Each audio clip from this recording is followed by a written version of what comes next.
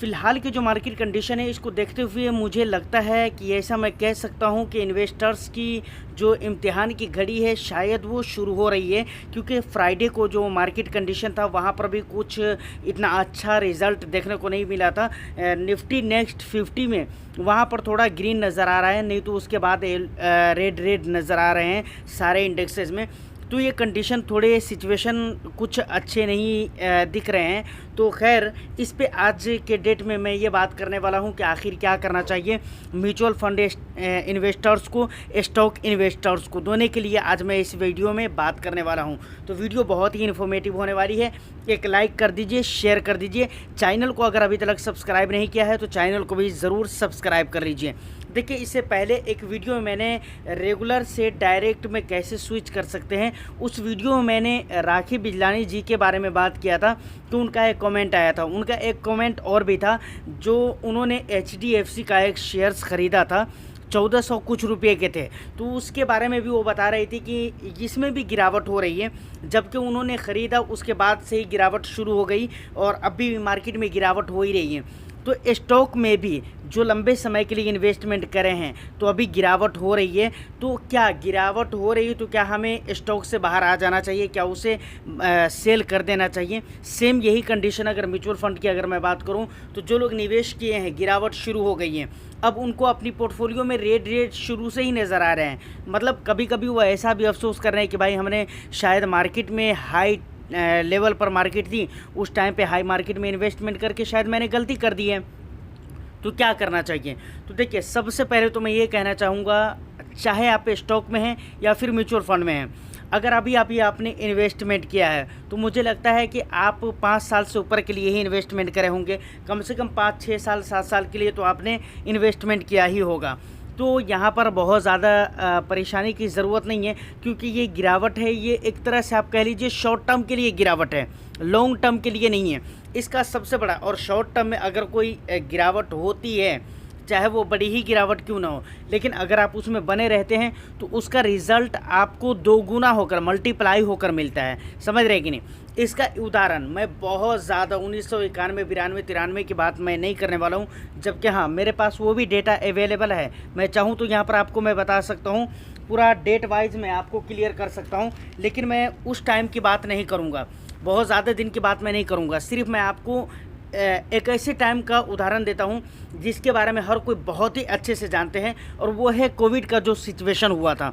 उस टाइम पे सिचुएशन हुआ था कोविड का, तो उस टाइम पे जो मार्केट में गिरावट हुई थी, और मार्केट की जो गिरावट थी वो 40 से 45% की गिरावट दर्ज की गई थी। कितने परसेंट की गिरावट?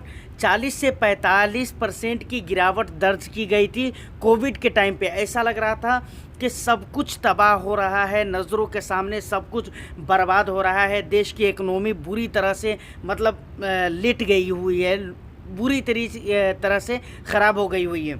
स्टॉक मार्केट का इतना बुरा सिचुएशन था हर इंडस्ट्री में, हर सेक्टर में। तो ये सारे कंडीशन थे, लेकिन उस टाइम पर जो बने रहे, उस टाइम पर जो इन्वेस्टमेंट करता रहा, उनके रिज़ल्ट बहुत अच्छे रहे हैं। कितना अच्छा रहा है ये आपके सामने है, कहने की ज़रूरत नहीं है।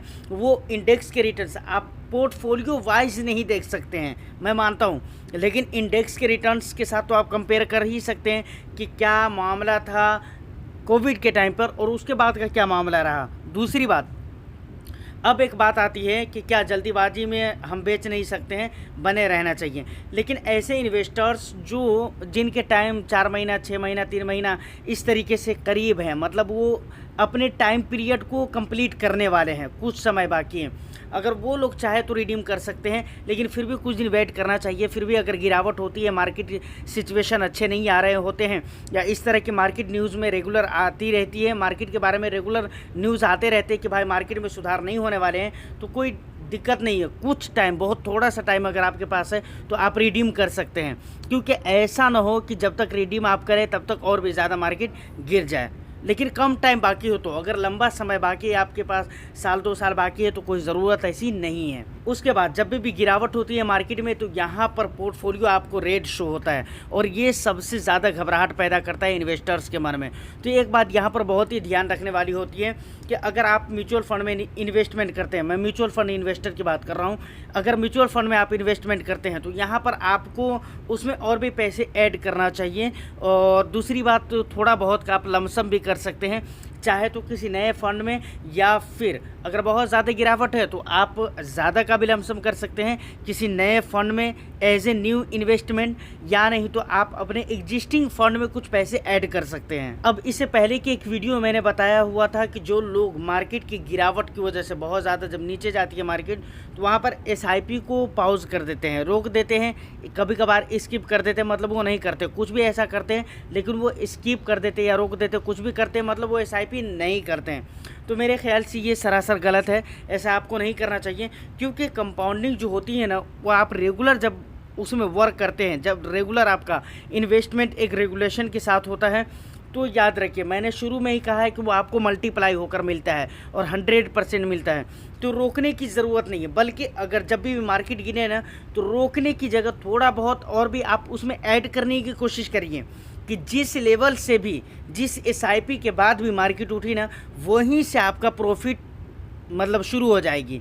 तो इस बात का ख़ास ख्याल रखिए। अब देखिए फ्राइडे का मार्केट सही नहीं था, उसके बाद सैटरडे था, संडे है, और उसके बाद अगर मंडे की अगर बात की जाए तो देखिए मार्केट सिचुएशन किस तरीके से रहती है, जिस तरीके से रहेगी उस हिसाब से फिर आप तक इन्फॉर्मेशन ज़रूर पहुंचेगी। क्योंकि मार्केट के जो अभी सिनेरियो बन रहे हैं ना, इसको लेकर मैं चाहता हूं कि आप बिल्कुल अपडेट रहें और आप अपने हिसाब से जो मार्केट के कंडीशन बनेंगे उस हिसाब से हमको स्टेप लेने हैं, हमेशा याद रखना है। क्योंकि अगर मार्केट को समझकर हम काम करेंगे और उस हिसाब से जब हम स्टेप लेंगे, अपने कदम को उठाएंगे, अगला कदम बढ़ाएंगे, तो यकीनन 100% हमारा कदम रॉन्ग नहीं होगा और एक तरह से पूरे प्री प्लान्ड हमारा काम कर रहा होगा। मतलब काम ये जो हम करेंगे पूरी प्री प्लान्ड होगा ये चीज़। तो चीज़ों को बहुत ही गौर से देखने की ज़रूरत है, समझने की ज़रूरत है। और ख़ास तौर से यहाँ पर एक बात देखिए, अगर बहुत जल्द आपने इन्वेस्टमेंट किया है या फिर पहली मर्तबा आप इन्वेस्टमेंट कर रहे हैं तो ऐसे लोगों को ज़्यादा घबराहट होती है। बहुत सारे लोग